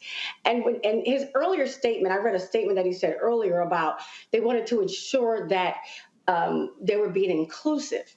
And people don't understand that DEI or any efforts around diversity and inclusion came from repairing something. It fixes a problem because most things are already majority white. So you look to diversify, right? You look to include other people and make sure that they feel safe and comfortable and seen. It was not designed to ensure that white people felt included in every story, in every event. Not saying that they cannot participate in it, but they certainly shouldn't be the center of it. And so if y'all want to understand, again, the folk who don't understand this. So last year, CNN did this broadcast on Juneteenth from the Hollywood Bowl. It was a concert. So this year, now I want y'all to check this out. So this is what CNN announced. Live Nation Urban, live from the Greek Theater. Juneteenth, a global celebration for freedom. And so they're gonna simulcast this on OWNs, being produced by Live Nation Urban and Jesse Collins Entertainment. And you see right here from the Greek Theater in Los Angeles, the concert with acclaimed music icons, including Miguel, DeVito, Jodeci, and more to air worldwide. They got SWV, Coy Leray, it's gonna be Questlove, now, so allow me to unpack this, okay? Okay? So here's what I need people to understand about Juneteenth. And so this is the education for black people. Our celebrations in Juneteenth were not solely parties. They were not solely concerts. It was a continual quest for freedom. So when we had Juneteenth events in Houston, we had concerts, barbecues, voter registration, political education, economic education. It was a cornucopia of things because it wasn't just a big old party. Second of all, what CNN gets completely wrong, Juneteenth, a global celebration. Juneteenth ain't global. Right. Let me say it again, CNN. I know y'all having struggles with ratings, but clearly y'all didn't have many black people in the planning of this because Juneteenth is not a global celebration. It's not a worldwide holiday. And so the question I would then have, Joe, for CNN is, what else y'all gonna talk about besides the concert? In fact, to the organizers of the concert, what else are y'all gonna have at the Greek Theater other than performances? Are you going to have political conversations? Are you going to have economic conversations? Because that's actually what we've always done when we had Juneteenth events. And so what I hope, Joe, is that black people are not going to allow non-black people to trivialize and compartmentalize and narrow Juneteenth into another shuck and jive day where black people entertain us with their talents, but we don't want to deal with all the other stuff that black folks have to contend with in the continual quest for freedom. Yeah, I mean, I'm a deal maker, in the practice. So hell, let's make a deal. As soon as we truly are free and we're everywhere we need to be, we will have a celebration. We'll make it global because we want to shout at the rooftops, and we'll even let the white folk be on the posters in South Carolina. But meanwhile, back at the ranch, the situation actually is that we aren't there yet. Not long after this and the Reconstruction, which was just for a brief moment, we had Jim Crow. We had those things rolled back, and in South Carolina and other places. This is in another breath where things are happening, laws are getting passed that restrict freedom and that take away and have the potential to bind and oppress. So we're not there. And so, yes, we do need to make sure that we keep our hands to the plow here, for lack of a better term, and continue to move us along, because there is so much work to do, and we cannot allow a holiday to be commercialized, whitewashed, made more attractive, made into a money-making opportunity without not only understanding what Juneteenth was actually about, but the fact that we aren't where we need to be yet. So what are we truly celebrating? Add education, add political action, do something towards organizations that are working towards voting rights. Do something that actually moves us forward. So maybe the few people that had this idea that Juneteenth was going to take us to a place and emancipation was going to take us to the place can still continue along that continuum. See, the thing that I want us to see, it's called being real intentional. And I'm not just focusing solely on the CNN thing, and I appreciate this. You're having this Juneteenth concert at the Greek Theater, but here's my question. Is the Greek Theater black-owned? Now, I'm aware, Mustafa, that Jesse Collins Entertainment, Jesse is African-American, owns it, producers, and they just brought them on to do the Emmys, they do the BET Awards, all of that. But see, again, I know my roots.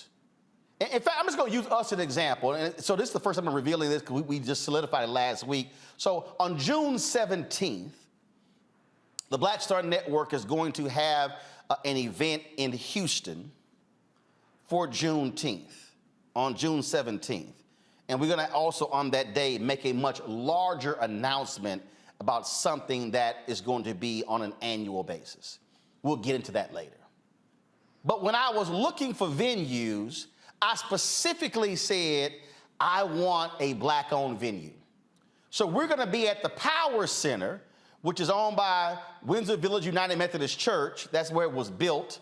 They built it. And we already have signed up black caterer. We're looking at others. And so, again, I understand if I'm going to have a Juneteenth event, I want to make sure black folks are the ones getting paid. And so what I want our folks to learn to do is to be far more intentional as to how we approach these things. So everybody in Houston, and I'm setting the time, is probably going to be 12 to 4 on June 17th. But we're literally putting all these pieces together, and we're going to have an economic empowerment conversation. That's how we're actually starting this, because I do not want in the second year that Juneteenth becomes a federal holiday, I do not want us having party conversations and we ain't having no money conversation. Exactly. It always comes back to the economics and the strategic planning. When you're about to put an event on, the question should be the one that we raised. Who's the venue? Who owns the venue? How will those resources make it back to the communities that we are highlighting? Are we making sure that our contracting and subcontracting that's happening, that it is going back to those Black businesses, that those dollars are so critically needed? So as you said, it is about intentionality, but that intentionality is infused into the strategic planning if you are serious and you are prioritizing, whether it is Juneteenth or other types of events that come out of our communities. Then we have to just make sure that the dollars are actually making it to the spaces and places that need them the most. And that's the thing, Randy, that I want Black people, as we're watching these Juneteenth events, as we're watching corporate sponsors, I want us to be asking much greater questions. Don't just sign on as a sponsor. What are you doing for Black folks beyond the event? Absolutely. We need to not accept performative activism.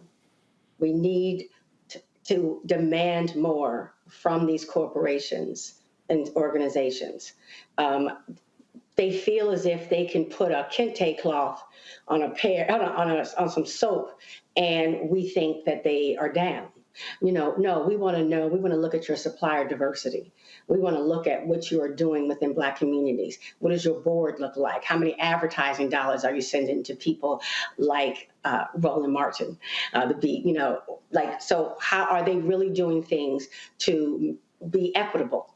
Right? If they're talking about it, they need to be about it, and we need not to be bought so easily, because they will get away with what we allow them to. Well, and don't forget, last year Walmart learned that lesson real quickly when they had their Juneteenth ice cream. Y'all remember that? Walmart had the Juneteenth ice cream, and folk were not happy at all about that Juneteenth ice cream. And see, again, if Walmart had actually called some Black people like me, I would have told them, see, had y'all actually partnered with a Black-owned ice cream company. See, some of y'all gonna pick up on that real. If you had partnered with a Black-owned ice cream company and then said, we're gonna place your Juneteenth ice cream packaging in all of our stores nationwide, then y'all wouldn't have got the blowback. But the reality is you got the blowback because you were making the money off of Juneteenth, and that's why they apologized. And so I just want to let everybody know, so when y'all start going to these Juneteenth events, be on the lookout for how the events are being put on, and I want you to be asking the critical questions. Are Black people getting paid from this? No, not are Black people planning. No, not are Black people working, but who's making the lion's share of the money of the event? That's what I want y'all to be asking. We'll be right back on Roland Martin Unfiltered on the Black Star Network. When you talk about Blackness and what happens in Black culture, we're about covering these things that matter to us, speaking to our issues and concerns. This is a genuine people-powered movement. There's a lot of stuff that we're not getting. You get it, and you spread the word. We wish to plead our own cause. Too long have others spoken for us. We cannot tell our own story if we can't pay for it. This is about covering us. Invest in Black-owned media. Your dollars matter. We don't have to keep asking them to cover our stuff. So please support us in what we do, folks. We want to hit 2,000 people, $50 this month, raise $100,000. We're behind 100,000, so we want to hit that. Y'all money makes this possible. Checks and money orders go to P.O. Box 57196, Washington, D.C. 20037-0196. The Cash App is $RM Unfiltered. PayPal is R Martin Unfiltered. Venmo is RM Unfiltered. Zelle is Roland at RolandSMartin.com. Coming up next on The Frequency, right here on the Black Star Network, Shanita Hubbard. We're talking about the ride or die chick. We're breaking it down. The stereotype of the strong Black woman. Some of us are operating with it as if it's a badge of honor. Like you even hear Black women like aspiring to be this ride or die chick, aspiring to be this strong Black woman trope at their own expense. Next on The Frequency, right here on the Black Star Network. Black TV does matter, dang it. Hey, what's up, y'all? It's your boy, Jacob Lattimore, and you're now watching Roland Martin right now.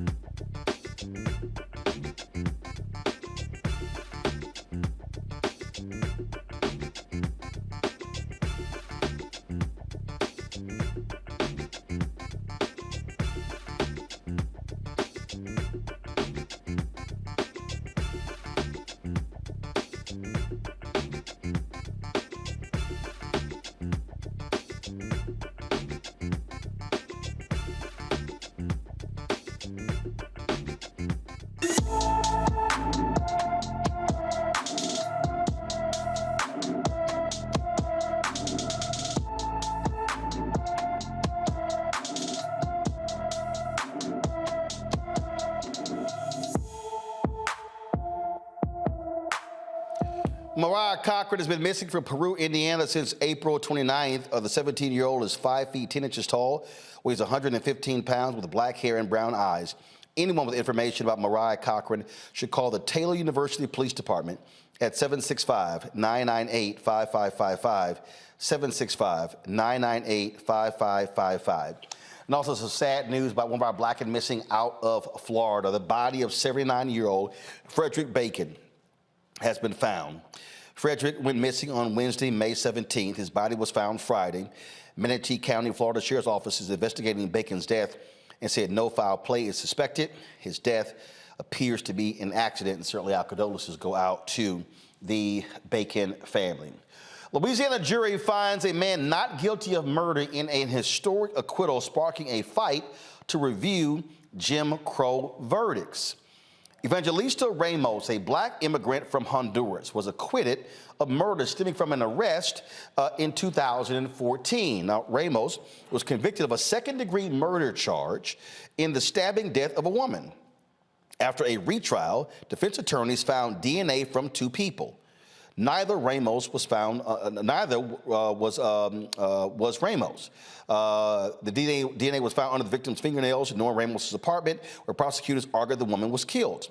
A non-unanimous jury initially convicted Ramos in 2016. This decision was ruled unconstitutional by the Supreme Court in the landmark case of Ramos versus Louisiana. The court acknowledged the practice as a relic of racism from the Jim Crow era of laws enforcing racial segregation. Louisiana state Democrats have a proposed bill establishing a commission to decide whether a verdict resulted in a miscarriage of justice and whether parole is warranted. Critics of the bill argue that mandatory new trials would strain the court system. Again, here you have folks, Joe, don't care about let's have righteousness with the law. Let's just keep folk locked up. This is why Louisiana is one of the most heinous states when it comes to criminal justice. Yeah, and the Louisiana situation for what did get accomplished as it pertains to this particular Supreme Court case, and let's be clear, it came down because of the Supreme Court. The job is not quite done because it's not retroactive. And that's what needs to happen, because the estimate is there may be 1,000 to 1,500 more people that are still in that situation and can't get something undone. There is always this very, very difficult tug as it pertains to exonerating people, because it actually, to prosecutors and to those that want to feel safe, it makes them feel less safe to know that they actually got it wrong, or for the system to publicly recognize that it got it wrong and that it got it wrong a lot. In any event, this particular one case is a good case because no one should be convicted without a unanimous jury verdict. And in some other states, they're trying to tinker with this some. If Ron DeSantis gets his way and some of these other guys get their way, we'll be dealing with this whole thing again. And so the work is not done. There's more to be done because there are more people that would potentially be free that should never have been convicted. And because this particular law is not retroactive, it just goes forward. You have a lot of people that are left in that gap and they got nowhere to go. And Randy, in fact, you have folks like Ron DeSantis, they want to repeal the First Step Act. They want those folks back in jail. They absolutely want them back in jail. That works for them. They don't want them to have any rights, and they certainly are not trying to even look. First of all, everyone wants to rewrite history and find a way not to even act as if we have this racist past. I mean, we know it's also present, but racist past. If you're saying we created these laws and we've made some mistakes, that would mean that they would have to acknowledge that those mistakes were also based on Jim Crow laws, based on race. And no one is, they don't want to do that. They just feel as if we should just go on like, that was a long time ago, let's go on, while there are people today sitting in jails that should not be in jail. But I guess Black lives don't matter more than administrative work. Mustafa? I mean, studies have shown us the injustices that exist. 5 to 10% of folks who have been incarcerated are actually innocent. Then you overlay it with Jim Crowism, you overlay it with these racial issues that happen inside of our legal system. It just makes sense to make sure that there is an opportunity to go back and take another look and make sure that people who are innocent are no longer spending 10, 20, 30, sometimes 40 years in prison. But of course, we know that there are individuals like Ron DeSantis and the former Trump presidency who will pardon folks and who also send out these messages that the people that they see value in, that they'll get them out of prison. But other individuals whom they don't see value in, they're willing to allow them to stay in there for decades. Indeed. All right, folks, some good news. Remember, we talked earlier about the 11-year-old kid in Mississippi, but how about Ralph Yarl? Remember, he was a young brother in Kansas City who was shot when he knocked on the wrong door there to pick up his sister. Well, over the weekend, Ralph, with his family, they attended a Memorial Day walk run to raise money for programs and services that support people who've suffered traumatic brain injuries. Of course, the bullet left Yarl with a traumatic brain injury and scars on his face after Andrew Lester shot him. Lester has been charged with felony first-degree assault and armed criminal action for shooting Yarl in the head. Despite his trauma, Yarl was determined to attend the fundraiser and show his support for others who have suffered similar injuries. Yarl did not speak at the event, so it is absolutely fantastic to see that young man up and about. And so certainly prayers continue for him and his family. All right, folks, got to go to a break. We come back. Our marketplace segment, we focus on black-owned businesses. That is next on Roland Martin Unfiltered on the Black Star Network. On the next, A Balanced Life with me, Dr. Jackie. How big a role does fear play in your life?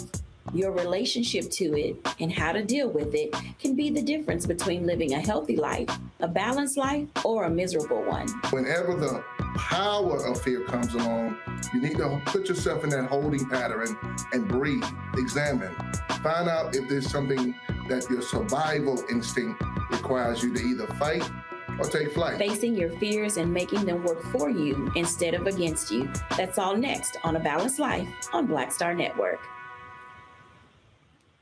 Next on the Black Table with me, Greg Carr. We welcome a towering intellect, activist, master theorist, prolific author, and unstoppable firebrand for change.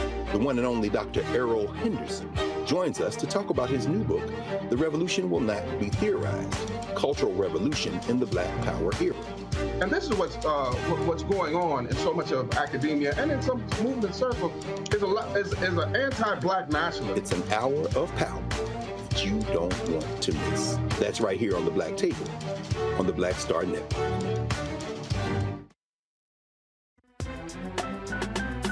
I'm Faraji Muhammad, live from LA.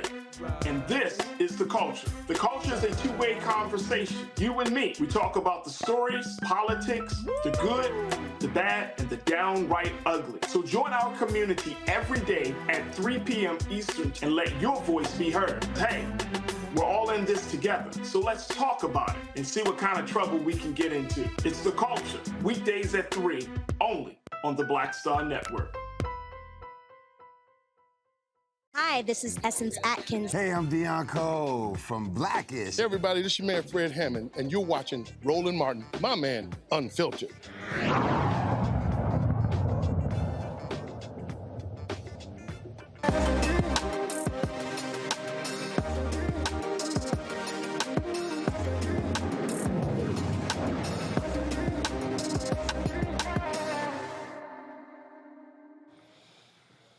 All right, folks, Ghana is one of the countries that dominates cocoa. Unfortunately, though, they don't actually get to make a lot of the money off of it because it goes out. And so one of the things that, that the president there stated was that they wanted to actually produce manufacture more of the cocoa. And so it was Ivory Coast in Ghana that they got together and they said, hey, we want folks to pay a premium for our cocoa, generate more money.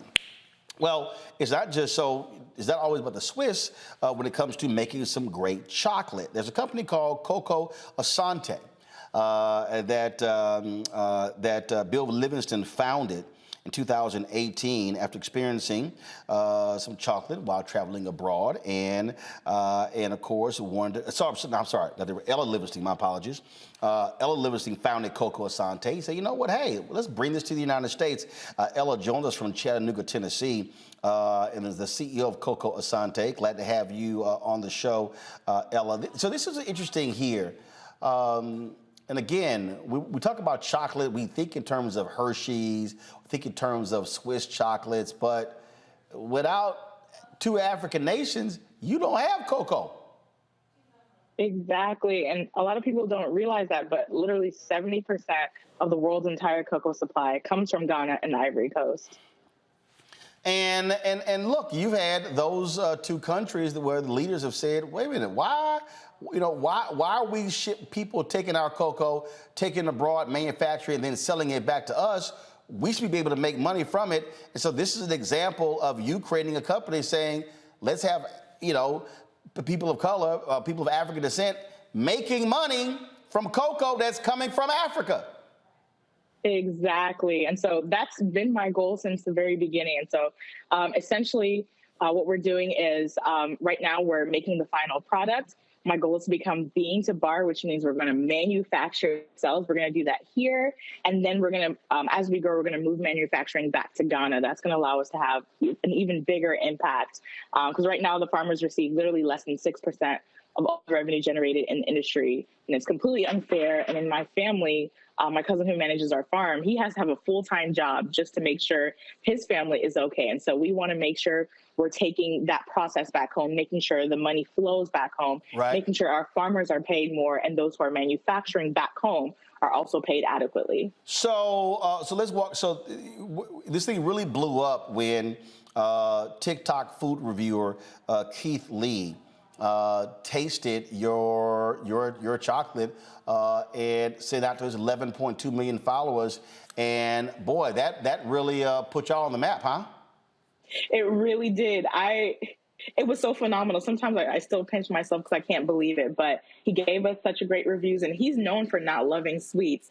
And literally, once he posted that review, 33 minutes later, we sold out of all of our inventory online. We put everything on pre-order, and people just came and supported. We were able to do numbers. We were able to do more than what we did last year within the span of maybe a week and a half. Wow, that is awesome there. So, all right, so first of all, so when you say where y'all are producing it, you're farming it, where is that actually taking place? So right now we don't have, just to be like completely transparent, we don't have the direct connection with Ghana. So becoming bean to bar means I'm going to have the equipment to be able to process it myself, source it from my family's farm. Once we do so, we're going to be one of the few companies in the world, chocolate companies that is fully vertically integrated like that, where we're sourcing from our very own farm. Your family's farm is located where? In Ghana, West Africa. Got it. So what area of Ghana? So we are in the Bompata, Kumasi area. So Kumasi is like the second capital of Ghana. Yep. And so we're like about 40 something minutes from there. And we have numerous plots of land kind of all over that region. Gotcha. All right. So y'all have land there. How large is your family farm there? Oh my goodness. Some of the farms are about 25 acres, 40 acres. Some of it is 10 acres. We're actually still surveying some of our land to make sure we're putting boundaries and we're able to account for all the land that we do have. But we have numerous acres all over the area. Wow, that is pretty cool there. And so your plan is to grow your cocoa there in Ghana, and then what? Ship it to the United States to manufacture it there in Tennessee? Yes, and manufacture it right here in Tennessee. This is a goal that we want to accomplish this year. Actually, we're looking to raise funds to be able to do that. And now my family actually currently already cocoa. So some of our farmland has been growing the plant for over 100 years now. But of course, I would love to expand that. Gotcha. All right. And so in terms of where your product's being sold now, are there in stores or only online? Majority is online. If you are local to the area in Chattanooga, Tennessee, you can find us at some independent owned grocery stores. We are working on kind of making it into some of the more nationally known grocery store chains, such as Whole Foods. So hopefully people will be able to find us, everywhere they are within the U.S. But right now, directly from our website. Let's see here. Let's go to my panel with questions. I will start with Randy. I just love that you are finding a way for us to grow our economy and keep the money within, the African diaspora. That is just powerful. What is the feedback you're getting as you're talking to, I'm sure, I don't know if you're talking to other farmers out there, but what is the feedback that you've gotten? It's been positive, honestly. When I spoke to my cousin, he's the one who manages all of our family farms. And I told him, when you give me, when we make that transition to be bean to bar and you give me the price, don't try to give me a discount, because he has tried to give me discounts before. And I was just like, just charge double. Whatever you feel that number is that'll make it okay for you and your family. That's the price I want you to give me. And so to hear just how happy he was to receive that, it brought me a lot of joy, because that's how it should be. You shouldn't be struggling when you're working full time on a farm like that. I love that. I love that, because sometimes we can ask each other, like, man, can I get a hookup? So I love that you're going to pay him fairly. And that's how we build up as a community. Congratulations to you. Joe? Thank you so much. Kind of a related question. Are you finding that through your family and or through your business, you're getting a window on other industries where the same needs to be done? In other words, there needs to be more that actually ends up in Africa, that actually originates there. And are you finding that you're having, partners on this journey that are doing parallel things as it pertains to other foods or other products or things like that would come from Africa? Absolutely. So what I want to do with Cocoa Asante, eventually I want to move manufacturing back home, as I said earlier, and we want to be able to kind of create a model of processing cacao back home that can be not just by, us, but by other people, whether it's Ghanaians or people of the diaspora, or farmers who want to kind of process cacao themselves. And we wanted to spread not just to cacao, but other products. So we are finding that conversations are opening up with other people who are saying, hey, my family back home, we grow this product, or we have this on our farms, how can we apply that to what we're doing? And so I'm hoping to create somewhat sort of a model that can be replicated. Right. Fantastic. And so I'm going to go to Mustafa. And we were talking about, Kumasi. Of course, we were there in 2019. And this was, of course, one of the shopping areas there. It is a huge, hustling, bustling place where there are lots of goods and services, a lot of things happening there as well. And it really is a fantastic place. And people really don't understand. Again, as I said, the president of Ghana has made the point, really what you're talking about, when he's saying, hey, enough of us having all of these resources in the motherland, yet he said, we're still the poorest country.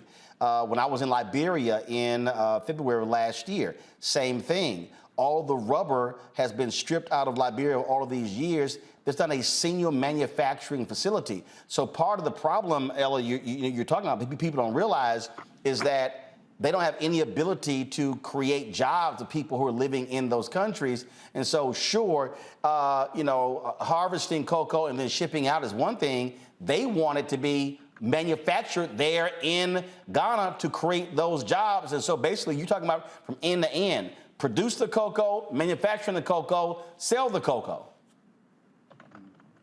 Exactly. And honestly, with I guess with the chocolate industry being like 140 billion, and Ghana producing about 33% of that, the Ivory Coast doing the other about 37. If we're able to even produce and manufacture 75% of what we're sending out right now, they're adding another 30 to our economy, and that'll change the GDP of Ghana. So what I want to do has large and huge implications for Ghana's economy. Mustafa, I think you have a question. Yeah, I was just going to say thank you for honoring this natural resource that exists in Ghana that many people never realized that it came from. I'm curious, talking about your particular product, which ones are the ones that folks are really asking for, so you have an opportunity to actually highlight those? Absolutely. So based off of the review, a lot of people are asking for flavors that Keith Lee had tried. 3 flavors every season. The ones that he tried are not available right now, but for what we do have, our most popular flavors are the ones with whiskey in them. So what you see in front of you, that Chattanooga whiskey bonbon, we try to highlight and support local Black women and veteran-owned businesses within that we create. So Chattanooga whiskey is local to our city. We've done one with Boozy Caramel with Uncle Nearest. That's a Black Tennessee brand. We've done Majesty Bourbon, another Black-owned Georgia brand. Black Girl Magic, we did one with their red wine, Black and women-owned. So we're really trying to highlight and support other businesses with the creation we make, and they're super popular, super decadent, super delicious. So this is a video on your Kickstarter page. So you're trying to raise about $10,000. What is that for? Is that for equity stake in the company? What, what are you trying to raise with the Kickstarter program? So now we put 10,000 because we had to play the algorithm game to try reach our goal and then get placed on the front page. But essentially the funds that we're looking to raise is it's going to sound crazy, but it's about $150,000 in order to purchase the equipment that we need to process cacao scale that we're at. The equipment, unfortunately, is not cheap.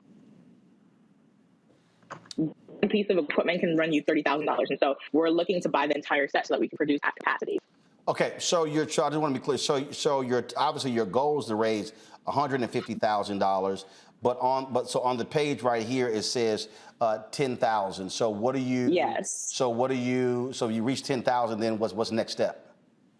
So once you reach your goal, Kickstarter is great about highlighting businesses that seem to have a lot of support.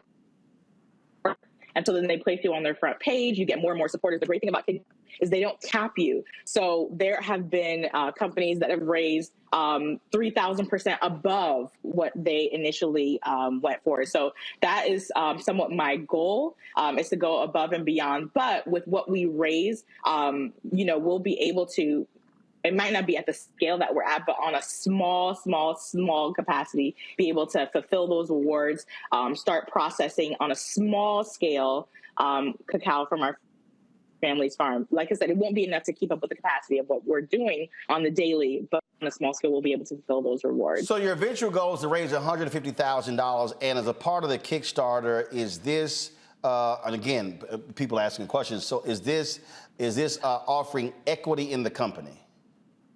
Gotcha. So Kickstarter is not for equity. You get rewards. So it's a rewards-based program. So all of our rewards are actually exclusive. Some of them you'll get a bean to bar chocolate bar from our first harvest that we take from my family's farm.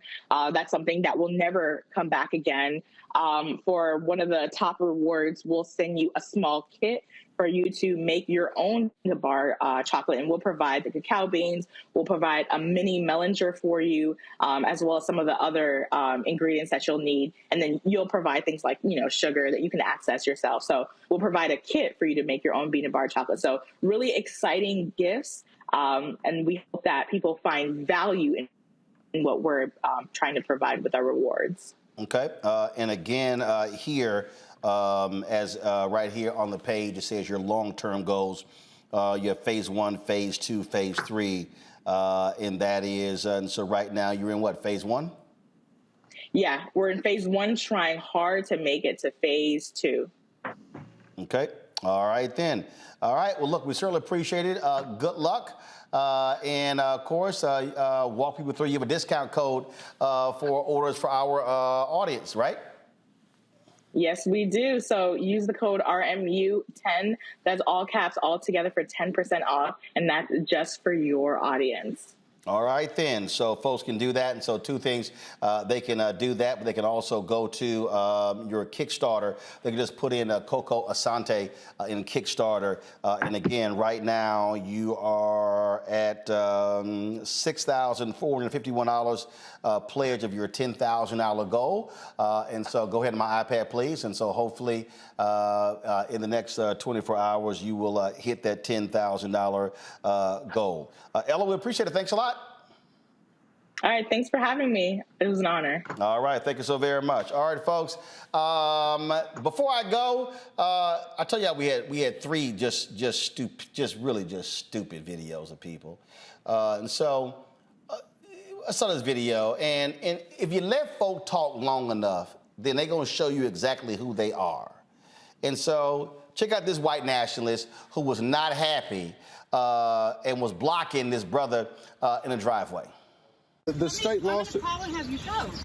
Ma'am, where? where? Property. He's leaving. He doesn't live here. You can't leave until I move, and I'm not ready to move. I wasn't here, but for 30 seconds. I walked in to pick up my daughter. Call who you're calling. You're not supposed to stand or park in somebody's driveway. You were Ma'am, trespassing. it's in front of a building. I did not know. My car was running.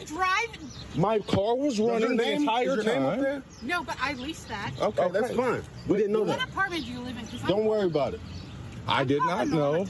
I did not know. I didn't park in a handicap. You don't know. My car was running the whole time. I was here for less than 2 minutes. So I can go to your house and park in your driveway? Ma'am, I already apologized. I already apologized. And when you're saying don't ma'am you, I'm trying to be respectful. I'm not doing anything else. I'm trying to back out. I picked up my daughter. I was here for 2 minutes. Okay, I've been parked for 5, so you have... Ma'am, you have not been parked for 5. You have not. He just got here to pick up his daughter from my house. A couple minutes, right? A couple minutes is 2, which is what I said I was parked here for. That's not 5. Ma'am, I'm trying to leave. Well, I'm trying to get home. So get home then. Well, you're here. I can't because you're in my way. You're in my way. I want to back up. You being a Karen. This is my property. This whole complex is not your property. I'm not trespassing. I leased this garage. Okay, and that's fine. Trying to move. And I'm trying to move out the way. You're being a Karen. Do you not understand? All right. For 2 minutes, he can't pick up his daughter? No, that's not a parking spot. Okay. Can you move? And you're not in a parking spot. You're actually partially out in the fire lane. So let's film that. How about we do that? No, you're entitled. That's right, because I'm white. We rule. Oh, okay. Yeah. That's you. That's you. That's you, right? Yeah, come on. I'm white. We rule. All you have to do is wait for it, Joe. May not come when you want it, but it'll be right on time. It's crazy. I mean, at the end of the day, this reminds you is what a lot of this is about. It's about power control or feeling like you're losing it, right? You're feeling insecure. And so therefore, I will park in front of someone, stop everything to let them know that they shouldn't be here. Now, what if somebody flipped it on her and decided to trap her? Then she would have had a separate problem, right? And so, see, this is why people go postal. This is why people do things that you wouldn't necessarily think that they do. That they ought to do. And so, once again, you've got a Karen pressing buttons because she feels like she's losing power and losing her way. And by the way, she's leasing the property. She didn't even own the property. She didn't even own the garage. It's not hers either. Okay? It's crazy. They will always show themselves, Mustafa. It's just ridiculous. I mean, these folks believe that they can weaponize their supposed privilege to be able to do and say anything that comes into their minds. And it's no longer 1930, 1954, 1968. This is 2023. Get it together. Randy? She shows why they cling so hard to white supremacy, because the only thing that she has is that whiteness. We can look at her and see there's no other reason she should feel superior, but that's all she's got is the system of white supremacy to make her feel that she could talk that way. Because, I mean, why do they always got to look like that? Come on. All right, folks, that is it. Joe, Randy, Mustafa, I certainly appreciate it. Thank you so very much for joining us on our panel, folks. Tomorrow, I'll be broadcasting from Atlanta, where more than 100 groups are gathering to talk about the focus over the next year when it comes to the 2024 election. So we will be there tomorrow, Thursday, and Friday. So look forward to that. The National Coalition of Black Civic Participation is putting that together, and so we will be there. So looking forward to that. And so we'll see you then. Don't forget, folks, support us in what we do. Download the Black Star Network app, Apple phone, Android phone, Apple TV, Android TV, Roku, Amazon Fire TV, Xbox One, Samsung Smart TV. You can also support us with your contributions by joining our Bring the Funk fan club, send check-in money orders to P.O. Box 57196, Washington, D.C. 20037-0196. Cash App, $RM Unfiltered. PayPal, R Martin Unfiltered. Venmo is RM Unfiltered. Zelle, Roland at RolandSMartin.com, Roland at RolandMartinUnfiltered.com. And of course, be sure to get a copy of my book, White Fear, How the Browning of America is Making White Folks Lose Their Minds, available at bookstores nationwide. Get it from Barnes & Noble, Amazon. Download your copy on Audible, folks. I will see you tomorrow right here. Roland Martin Unfiltered on the Black Star Network. Holla! Folks, Black Star Network is here. Oh, no punches! I'm real revolutionary right now. Support this man, Black Media. He makes sure that our stories are told. Thank you for being the voice of Black America, Roland. Stay black. I love y'all. All momentum we have now, we have to keep this going. The video looks phenomenal. See, this difference between Black Star Network and Black-owned media and something like CNN. You can't be Black-owned media and be scared. It's time to be smart. Bring your eyeballs home. You dig? Pull up a chair. Take your seat. The Black Tape with me, Dr. Greg Carr, here on the Black Star Network. Every week, we'll take a deeper dive into the world we're living in. Join the conversation only on the Black Star Network. Hi, I'm Dr. Jackie Hood Martin, and I have a question for you. Ever feel as if your life is teetering and the weight and pressure of the world is consistently on your shoulders? Well, let me tell you, living a balanced life isn't easy. Join me each Tuesday on Black Star Network for A Balanced Life with Dr. Jackie. We're all impacted by the culture, whether we know it or not. From politics to music and entertainment, it's a huge part of our lives, and we're going to talk about it every day right here on The Culture with me, Faraji Muhammad, only on the Black Star Network. I'm Deborah Owens, America's Wealth Coach, and my new show, Get Wealthy, focuses on the things that your financial advisor and bank isn't telling you, but you absolutely need to know. So watch Get Wealthy on the Black Star Network.